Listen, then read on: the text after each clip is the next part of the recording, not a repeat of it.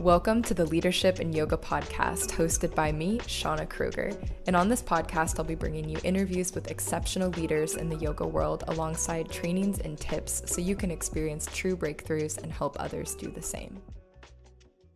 Leadership in Yoga fam, welcome into an episode that is what this podcast was all about, teaching yoga.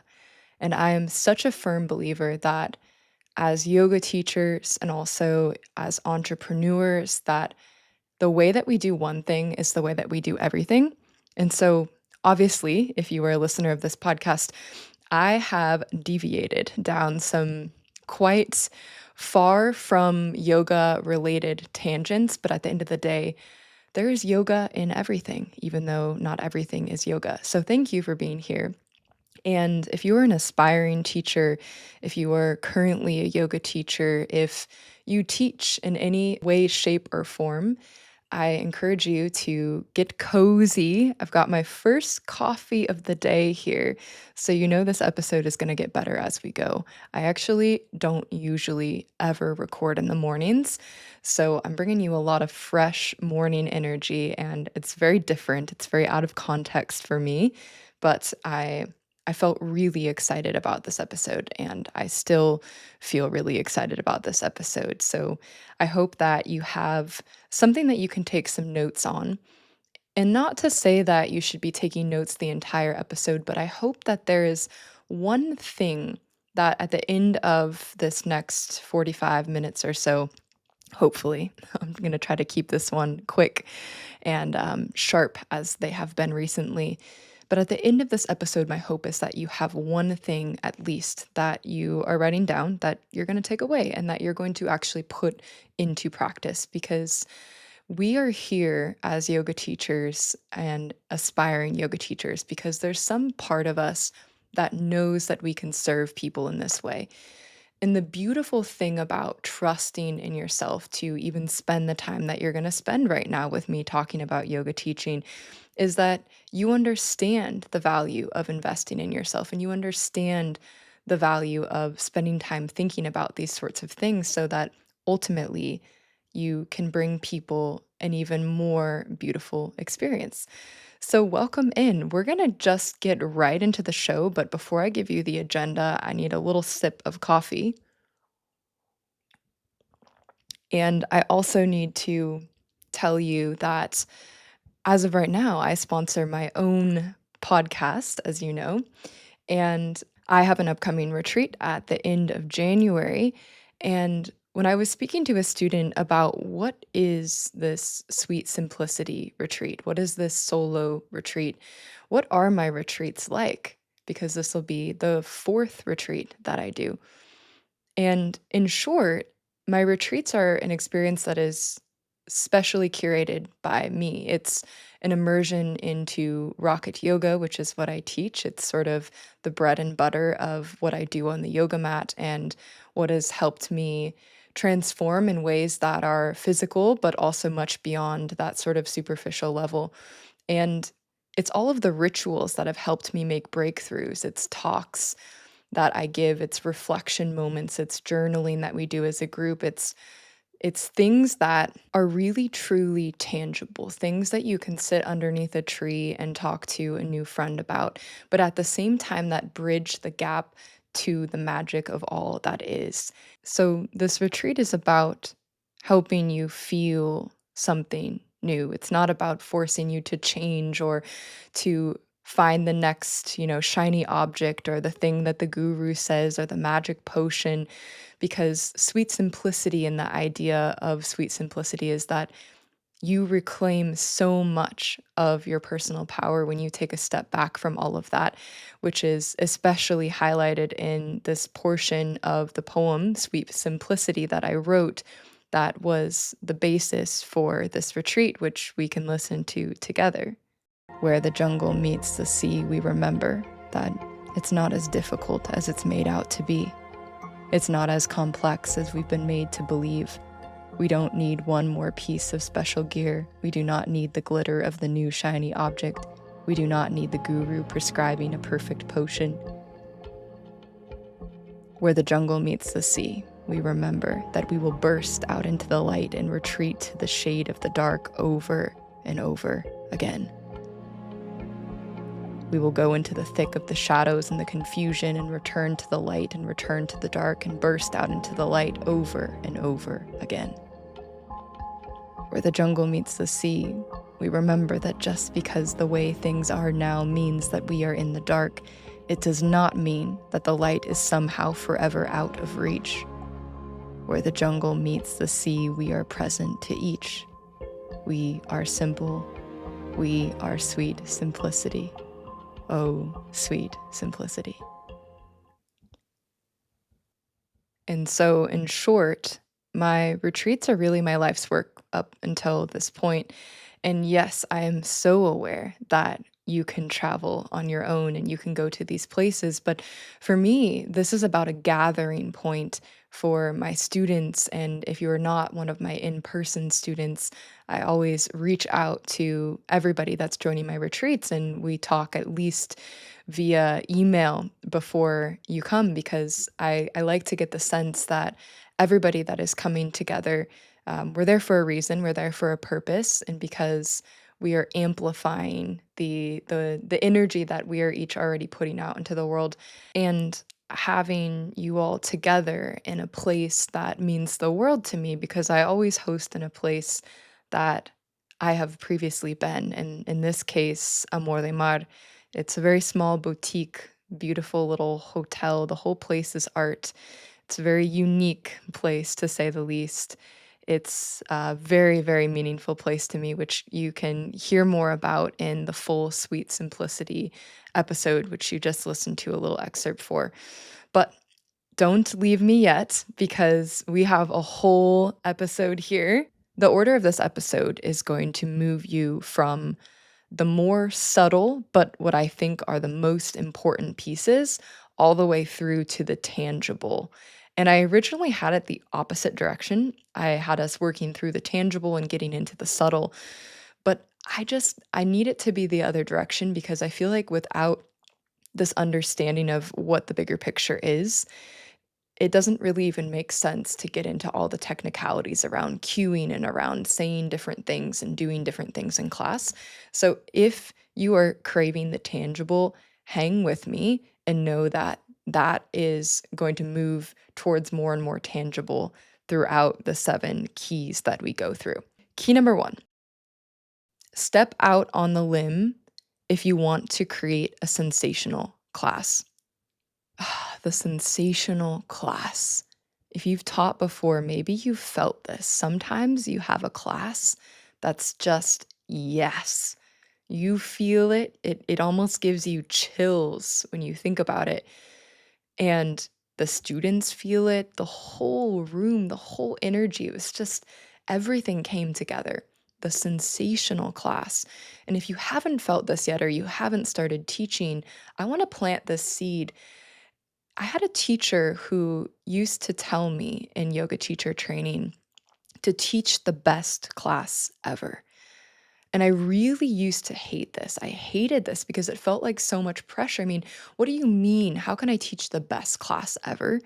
That's everybody wouldn't even evaluate the class the same. So, what do you even mean by teaching the best class ever? But I've come to love this idea of every single time I'm stepping up to start teaching a class to say, why not go for it?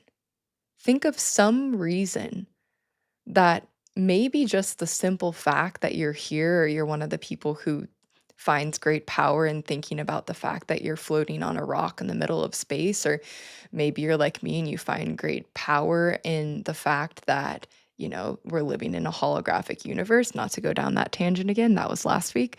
But there are so many things when you look around, the sheer fact that you're standing here, that you've had the time and the resources to train yourself in the yoga. You've spent years of your life practicing this. I think about it all the time when I think about my family in Venezuela. And there's one thing actually that my father-in-law gave me. He gave me this rock, this beautiful little crystal rock that he gathered from the mountains in Venezuela on one of his work trips years and years ago. And for some reason, he gave this to me. He sent it to me actually with a family member. And every single time I hold that rock, I'm just reminded of why not just lay it all out there? Why not try to teach the best class ever, even if I end up disappointing myself? Who really gives a shit, you know?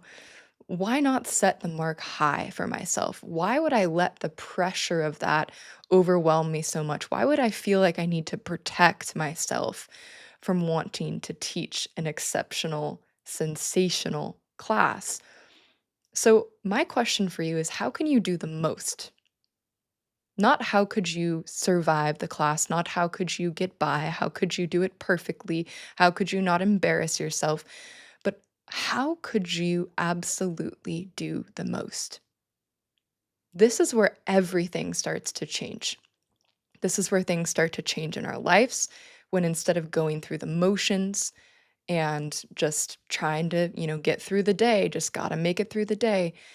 The minute that you can get out of that and into the full on creator mode of doing the most, it's like the limits blow off. The roof blows off and anything becomes possible. And yes, there will be days that you feel deeply disappointed.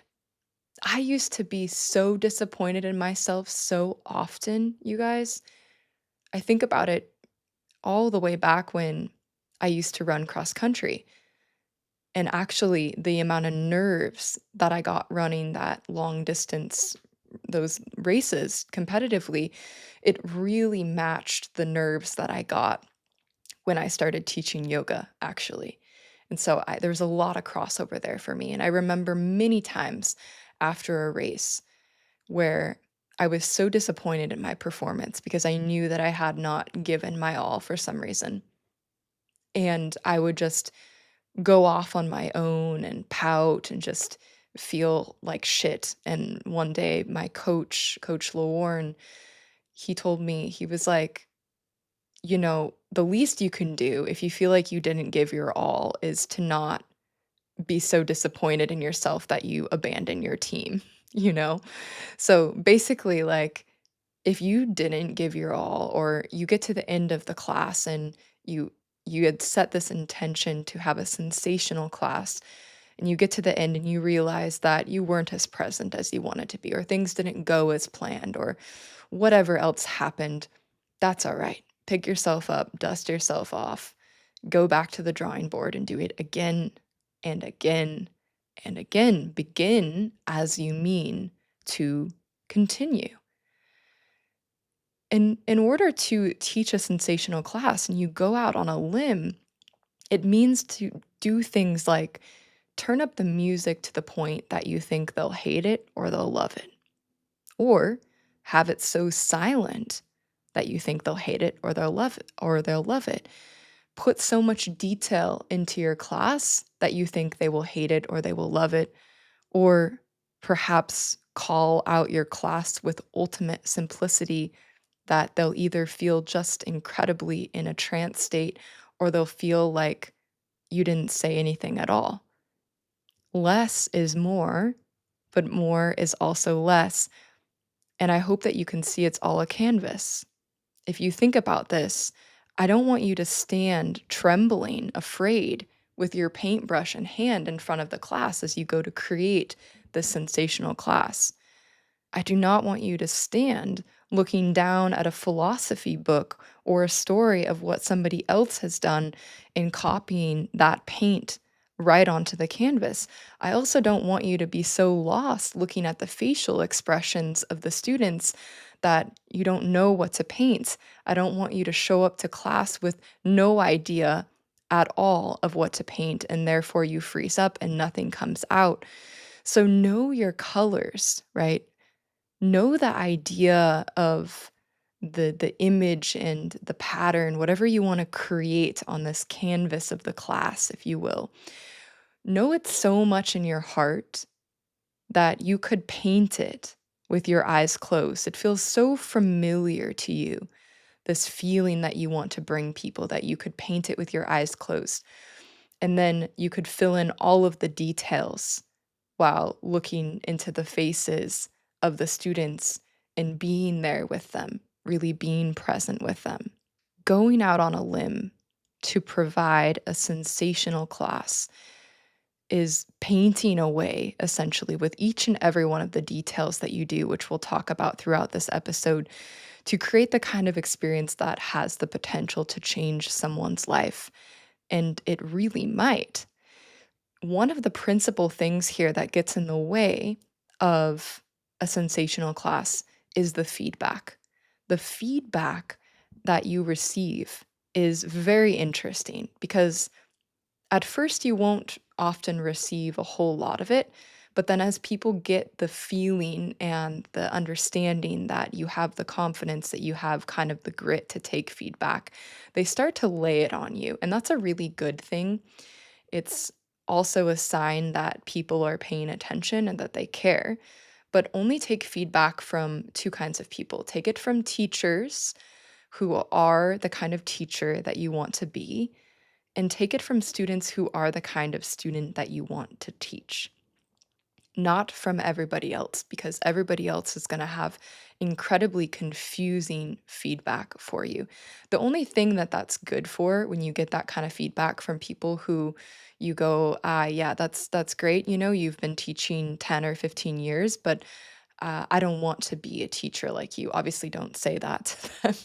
We don't need to do that to anybody, but know that that's very, very common and people will feel the same about you. But that kind of feedback is good because it's telling you how your class is being perceived. And it's also telling you a lot about how that person is feeling and their own internal reaction to what it is that you have to share. So be careful with letting feedback get in the way of going out on a limb as you teach your class. Number two, less pride while teaching, more artfulness, and more invisible impact. There's a gene key, number 26, which is from the book of the Gene Keys, which is a massive influence in my teaching, my work, my retreats, and everything that I do. I highly recommend it. People ask me all the time, what is the book? What is the yoga book that most changed my life? And I tell them the Gene Keys. I know it's not technically yoga, but there's yoga mentioned in there and interwoven throughout the whole thing. And I know the 26 gene key very well because it is my gene key of purpose. And it moves us from the shadow state of pride to the gift of artfulness and eventually to the city state of invisibility. And I think a lot of times when we go to teach a yoga class, our pride is getting in the way of making it as exceptional of a class as it could be. Pride is never feeling good enough, never feeling inwardly abundant. It's really all about lack. It's not enough students, not the right time. I'm not good enough. Why doesn't it happen for me? It's working for them. Why isn't it happening for me? What pride wants with all of this is look at me. Look at me. I am the yoga teacher. I am trying to prove a point. Look, Ma, I made it, right? Or look at this. I can do this. Or come to my class because I know, right? Deep down, the intention may be pure. I have so much to share. But in this age of yoga celebrities and influencers, the attention grab has become absolutely massive. It has become massive. And, I'm not immune from this either.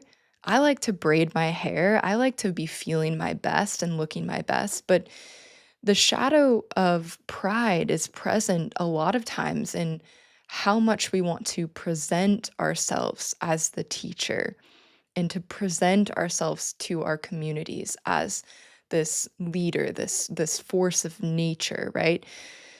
And the beautiful thing about the shadow of pride is that it gives us artfulness. Because we have felt such lack, we have felt a longing for more. We have felt a longing for more. And artfulness is turning lack into art. It's taking a difficult situation and it's turning it into something beautiful, into a beautiful lesson.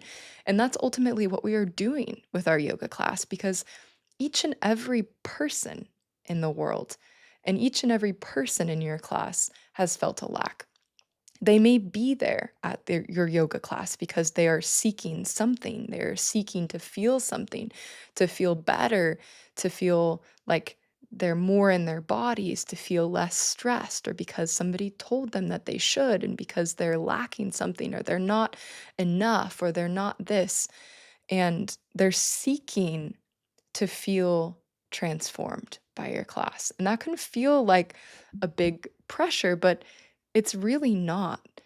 And for those of us who have felt this pride and we've felt this lack, maybe it's lack in the realm of abundance, right? Of how am I ever going to make it work to be a yoga teacher? Like how am I going to get paid for this, or this competitive nature, this not enough that comes in. When we start to turn all of that into this art form, this class, and we can really get into the art form without expectations, without strings attached, beyond the art of the class, eventually we may find that people are changing their life and their outlook on what is possible for themselves simply based on the practice. And they may never know exactly how or when it happened. It's been one of my favorite lines recently, is that the yoga changes us without us ever exactly knowing how or when it happened or who was responsible for it. And when you show up to make this happen, that kind of change in their lives, that is divine pride. Only us and the gods will know what we've done. Nobody else may give you credit, although I almost guarantee you they will. But this idea of the invisibility, it scares us. It scared me too for a long time because I want you to be seen and I want you to be yourself. What I want you to recognize is that you are already enough just in that idea of why not go for it, just in that moment that I grab the stone that means so much to me and I say, I'm here, so you know what? I'm gonna fucking send it. Why not? Why wouldn't I? And this is ultimately when we talk about less pride, more artfulness, and more invisibility in our yoga teaching. This is ultimately about, will you be known as a giver or a taker? And not just amongst your friends and your peers and your students, but amongst the cosmos, across the cosmos, will you be known as a giver or will you be known as a taker? The more that you give and the more that you appreciate, what you appreciate appreciates. There's no coincidence in the meaning of that word appreciate.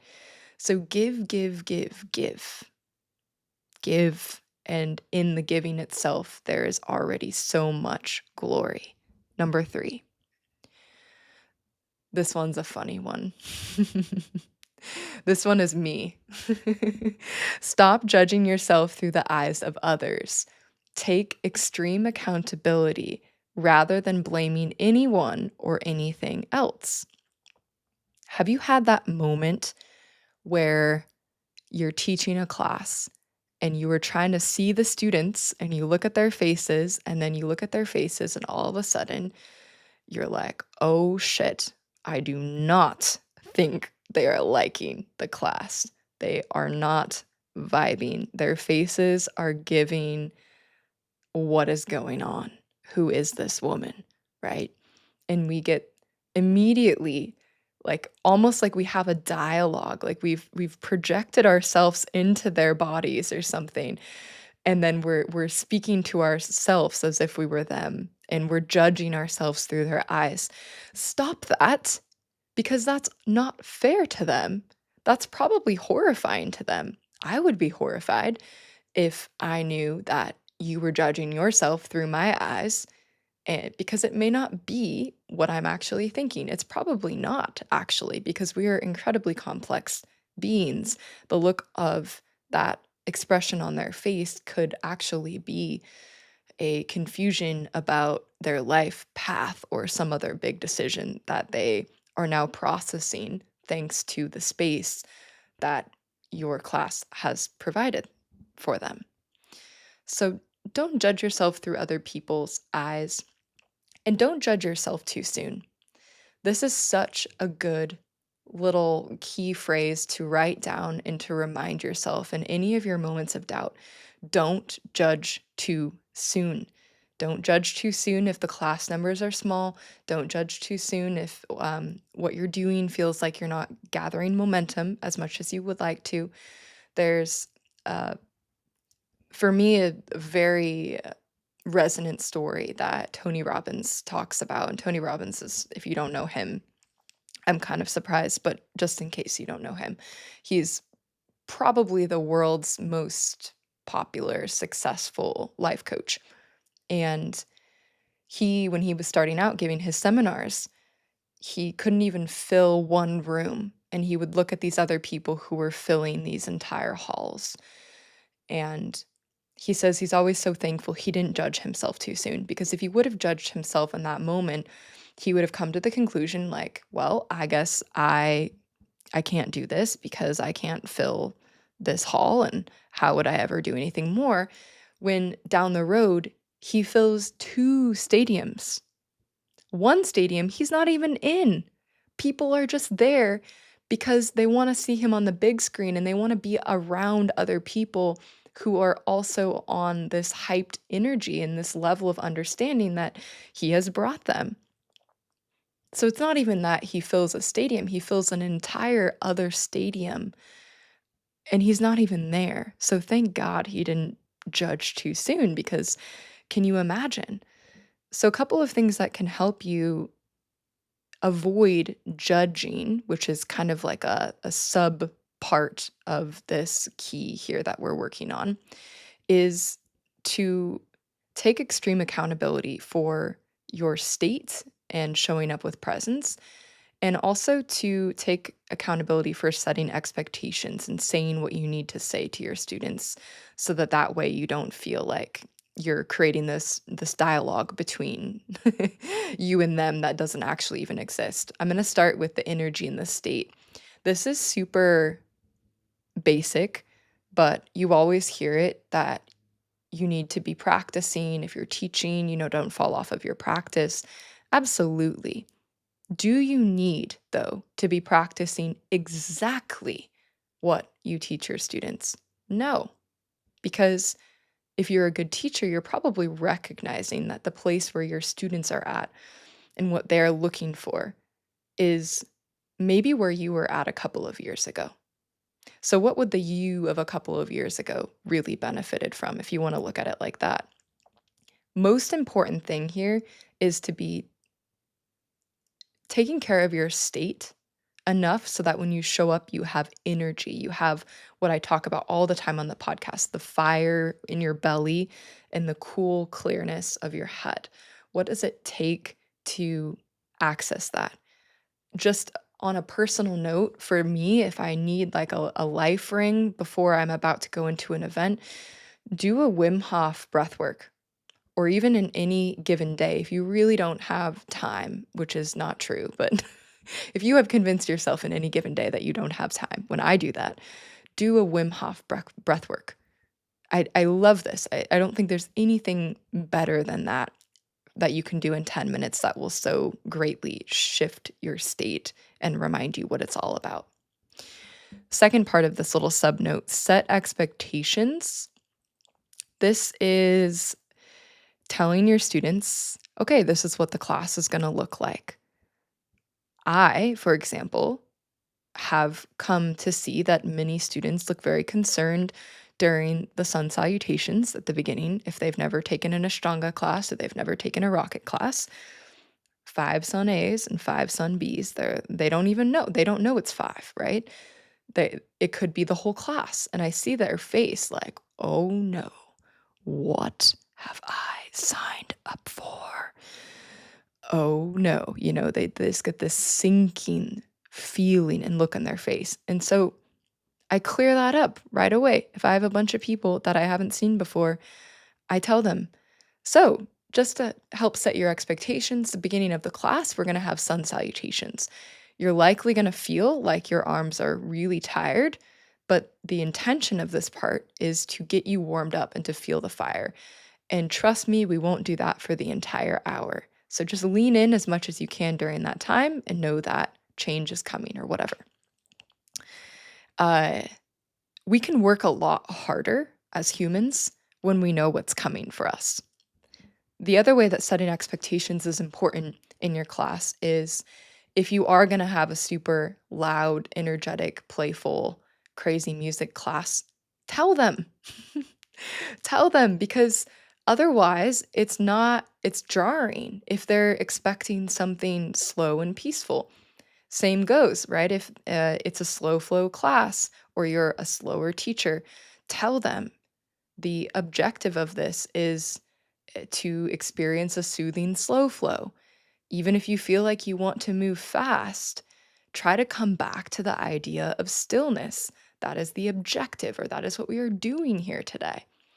I also love a set sequence for this reason because it helps you set expectations for students because they may not know the set sequence or the semi set sequence, but at least you can explain it to them and you can give them sort of the rules that will provide them with the freedom, which I'm going to talk about a little bit more. But basically, I just want to say that a set sequence, if you're a newer teacher, look into the concept, even if you kind of take pieces from other set sequences and build your own, but have something that's your classic.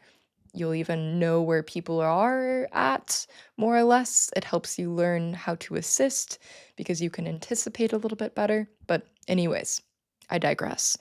Key number 4, it's not about doing your time as a yoga teacher, it's about doing the work. Years of teaching experience do not equal a better teacher, but they can. People said so many times to me in different ways, both directly and indirectly, this concept of do your time, wait your turn. Um, and some people are going to be so incredibly supportive, especially the world loves an underdog. This is a truth, right?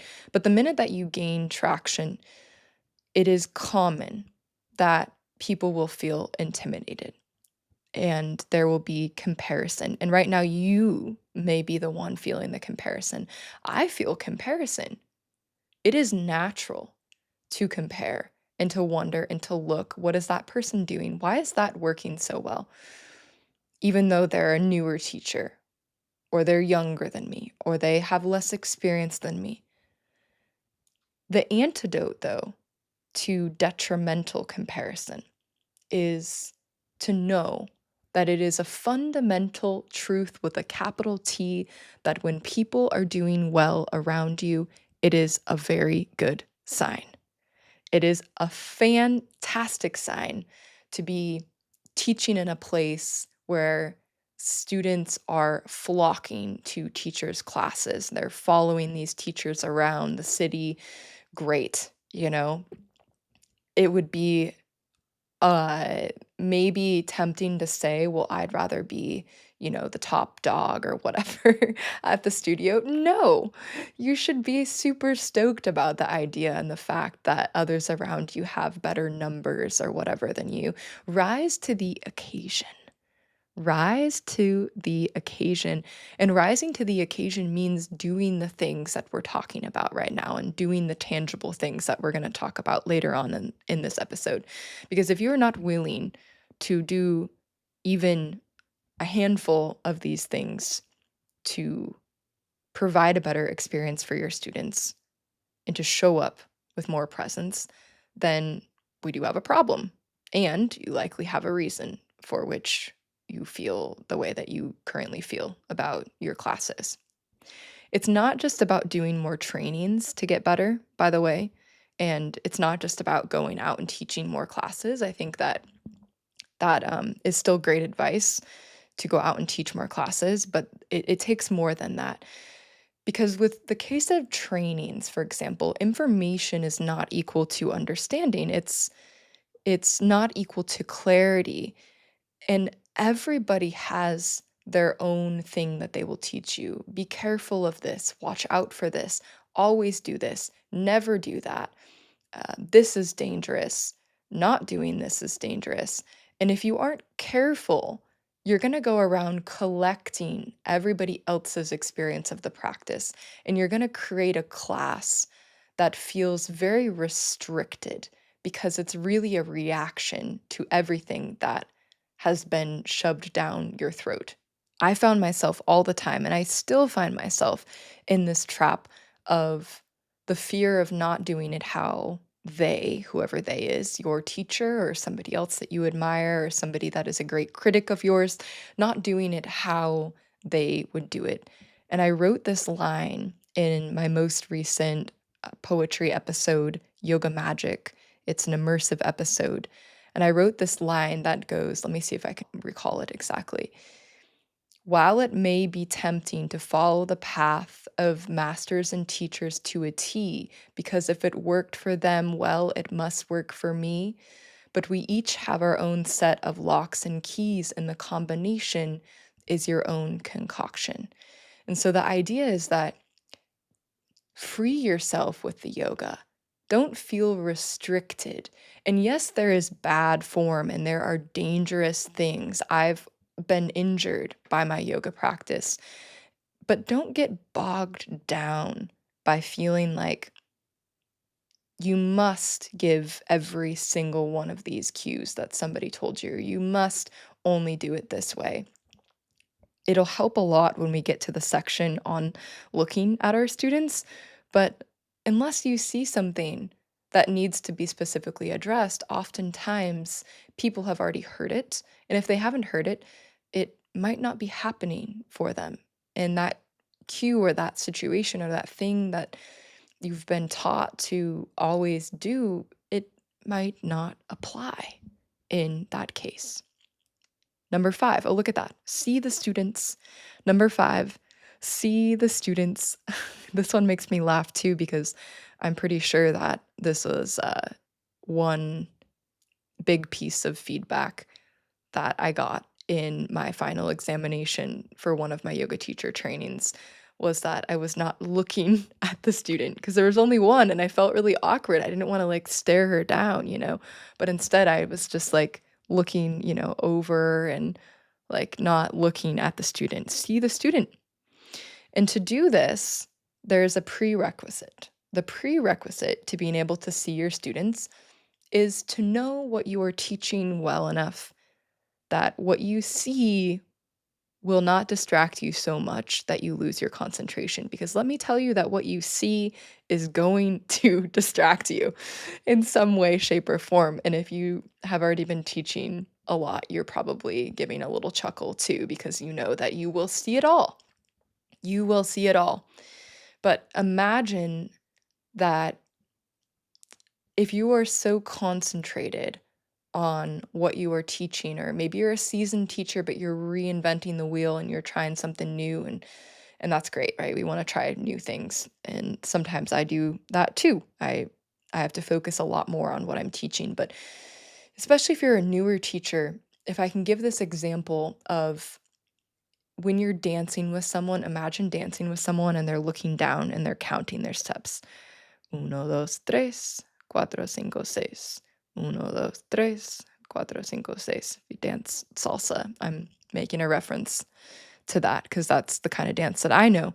And there's a really big difference for me when I dance with somebody who is dancing like that, where I can tell that there's just everything they can do to focus on that versus somebody who is simultaneously hearing the music, sensing my level, which is not incredibly advanced, and they've done the work. They know the technicalities, but they also have danced on the street long enough to just be able to improvise.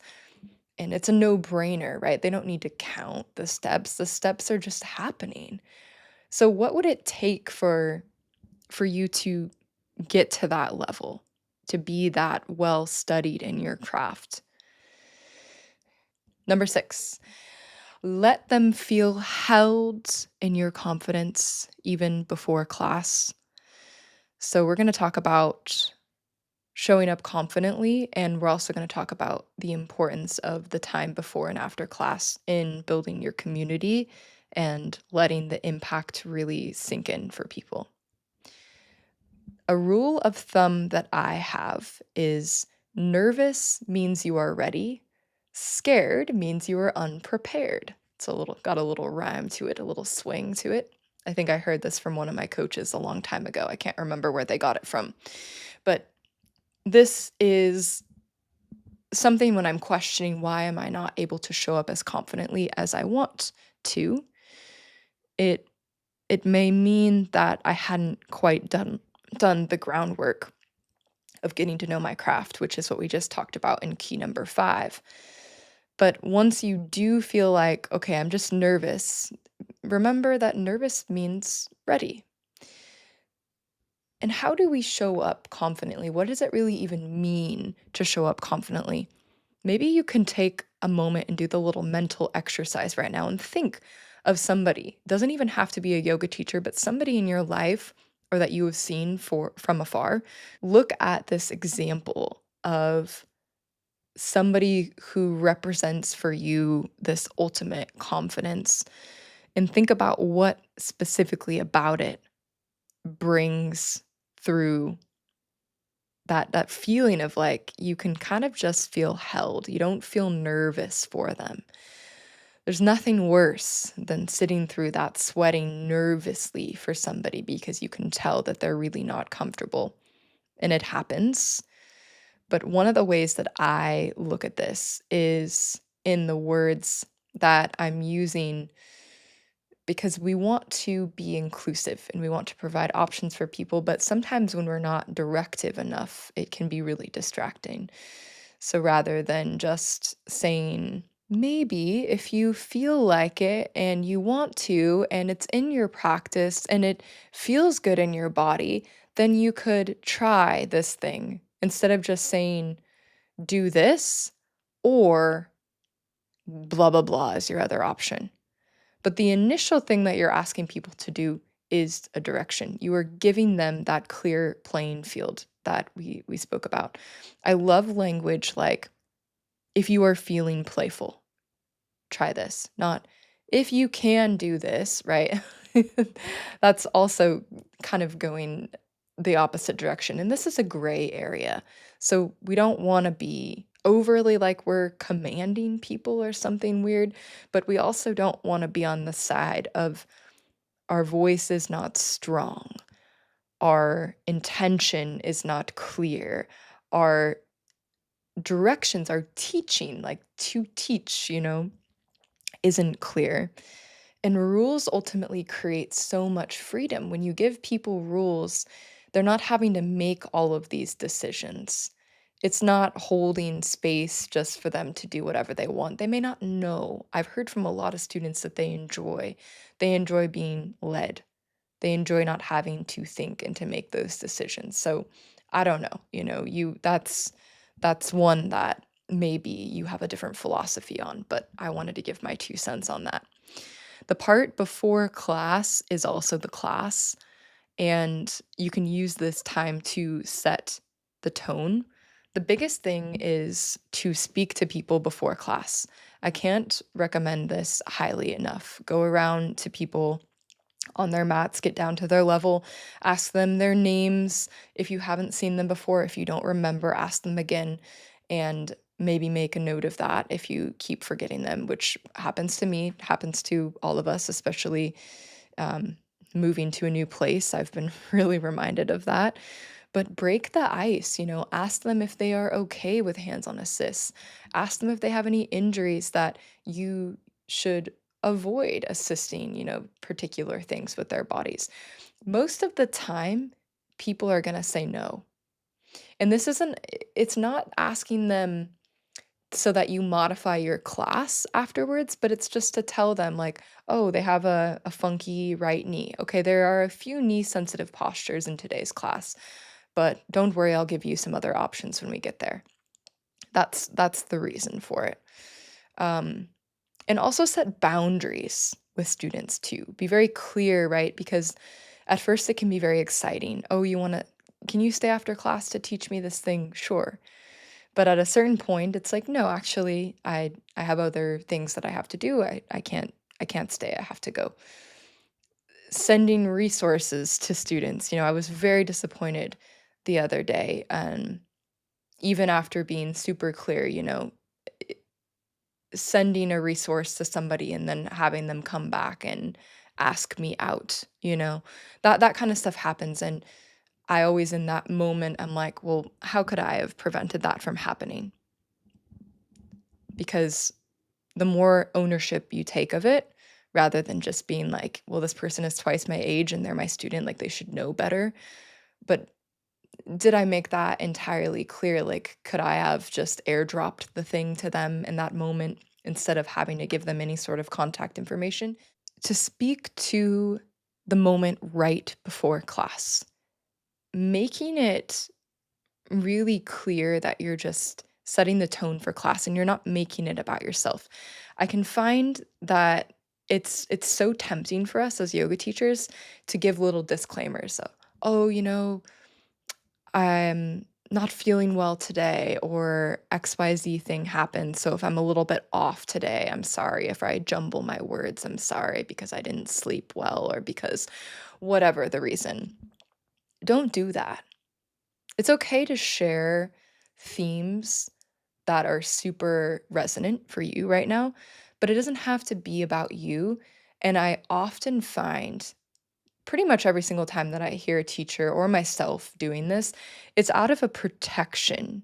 It's a desire for our students to know that we have something going on with us and that we may not be able to perform as well for whatever reason. And I'd really argue that that's not the case because if you remember the flu game, Michael Jordan played the best game of his life with 103-degree fever. Now, I do not recommend that you teach with 103-degree fever. However, I'm just saying that you will surprise yourself and you don't need to excuse yourself. You are human and it takes a great deal of confidence to carry on as cheesy as that is and to continue as is and step into presence no matter what else is going on in the rest of your life. Number 7. This is our final key. We've made it. It's not just what you say, it's how you say it. And it's not just what you do, it's how you do it. I took the most wonderful class yesterday, and it was a traditional hot yoga class. So there's a pretty familiar way that class is usually delivered. But yesterday, shout out to John, I took this phenomenal class, and it was all about because of the way that he was saying it. He was bridging the gap so perfectly between the hardcore and the intensity and the motivation to work as hard as we could work in class with the softness and the subtle and the telling us all to take a deep breath and to come back to the fact that the most important thing is this. And I told him afterwards, I try to give compliments to teachers in every class, but sometimes, I almost feel emotionally moved when I'm giving a particular compliment because I just know how much I really, really mean it. And when you find these examples of phenomenally delivered classes in terms of the cueing and their voice and how they play with the tone and how it's not by accident that this is happening. Take note of that. And also take mental note of the specifics in cueing in yoga. It's very, very important. I have noticed the more and more that I teach, I've shared some basic things about the way that I cue, which is, for example, inhale, Urdhva Hastasana, arms up. Or inhale, arms up, Urdhva Hastasana. I don't know. You can play with that. But if students know the name of the pose, if you're sitting there describing it, they're trying to guess what it is exactly, and then you say the name and they're like, "Okay, boom, there it is." Whereas if you flip that order and you say the name of the pose, you say the breath and the name of the pose, students who know go, and then the ones that don't know, you can describe it a little bit more for them, but likely your work is gonna be easier because other students are gonna be already demonstrating that for them. Subtle things that I made note of, even yesterday when I was teaching, is look at the way that you could move students through class in the least clunky way. What information do they need first? And a perfect example came to me yesterday when I realized that instead of saying something like, release your hands, and then they release their hands and they drop their foot, it's like a two in one action happens. Because you're about to say, release your hands, but don't drop your foot or keep your foot lifted. But by that point, the foot is already down and they got to pick it back up. And so I usually, you start to know your class and your sequence so well that you say, now don't drop your foot, but release your hands, keep it lifted or whatever. Take notes of those sorts of things. And all of that just comes from presence. I don't mean to say all of this to overwhelm you, but a couple other call outs that I like to make are narrating your class with ing, the gerund form, where it's inhaling, arms lifting overhead, exhaling, folding forward. I find that super distracting. Inhale, lifting the arms up. I don't care for that. Personal preference, and I've heard a lot of people feel the same. So, how could you teach it like you're just speaking to a friend? Like you're actually telling them, move your foot, not the foot, eh, move your left foot. Um, Subtle things take practice, but figure out how you like to do it. And then ultimately, in the bigger picture here, to bring us all the way home, master the experience that you want your students to have. Visualize it. How are people moving in sync? How does your voice sound? How is the music? Record yourself. Record yourself, even if just in an audio voice note somehow. Borrow someone's phone and do it. You don't need to record and get people's permission to film them. Just listen to your class and actually sit down and listen to the whole thing, even though it's boring and kind of annoying to do, or take the class, better yet. But get your own ideal vibe. And this is really important where we build X factor and all of this is in, do you want it to be a class in which people feel like they're in trance state and they're moving with the music? Or do you want it to be a class in which people feel like they're learning anatomy? Because it might be hard to make it both. It might be difficult. So let your ideal experience that you have for students kind of blossom into this visualization, and it will change over time. But the more that you can get a sense and a feel for it, like a melody, you'll start to play with the pacing and you'll start to see the yoga as a musical thing, because it is. And when it comes to the theme, which is generally a very important aspect of class, a lot of people that I interview mention this idea of the theme being important to you. The theme can be that the yoga speaks for itself. The theme can be an integrated, elaborate thing. I'm not personally a super fan of the the storytelling a lot of times, because I'm more of a fan of not being distracted. I would rather be not distracted by what is said and really impacted by a strategically placed one-liner here and there. But I would say, as a rule of thumb, skip over the things that feel like fluff and like you're trying to fill a space of silence because it feels a little bit awkward, essentially, and say really digestible things. This is huge. as you are blossoming as a yoga teacher and you're going deeper down the rabbit hole of self exploration and the meaning of life and all of this, you're going to start to understand things on levels that other people have never thought about. And if you try to say that in a way that somebody that is at your same level of understanding would be like, yeah, cool, totally get it, it may not land. And it actually can feel very forced to people. It can feel repulsive. It can feel repulsive if not said in a digestible way. And I always say, try to explain your theme as you would explain it to a child. I'm really working on this myself too. How can it be the most profound, but the most simple? There is great beauty in simplicity. And of course, tell your jokes or have your human moments, but don't fixate and call out and feel the need to reinforce when you make mistakes or to make a really big deal about when you mess up or when you say something weird. I said something so weird the other day during class. I was like, reach down with your big toes and grab your arms or something. Said some weird shit like that. And in that moment, I kind of chuckled and then I said it correctly. And I thought about being like, well, I don't know what happened. Like, I'm tongue tied today and, saying all this other stuff. And sometimes it's like, no, just let it be, just let it pass and let it continue.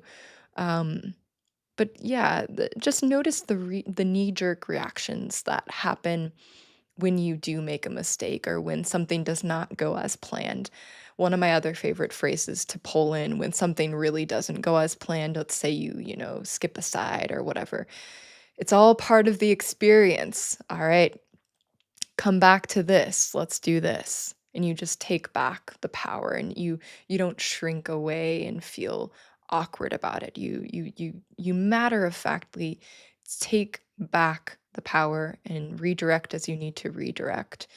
But also you keep it simple on days when you feel like big mental blips may happen to you because we all have those days. And sometimes when you keep it simple, it's been my experience that those are the classes that are most complimented, interestingly enough. I hope that this has been helpful, and I want to recap all of this before I send you on your way with the emoji of the day. Number one, step out on the limb if you want to create a sensational class. Number two, less pride, more artfulness, more invisible impact. Number three, stop judging yourself through the eyes of others. Take extreme accountability rather than blaming.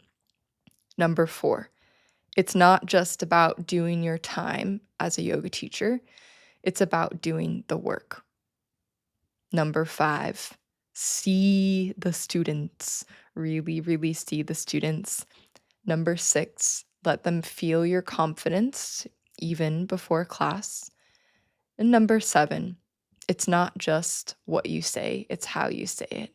And it's not just what you do, it's how you do it. That is what's going to make the difference. That is what is going to bring the most sensational class. So go forth and teach the best class ever for me, will you? And if you teach a class that you're really excited about, tell me about it. I love to hear from you guys in DMs or in the comments.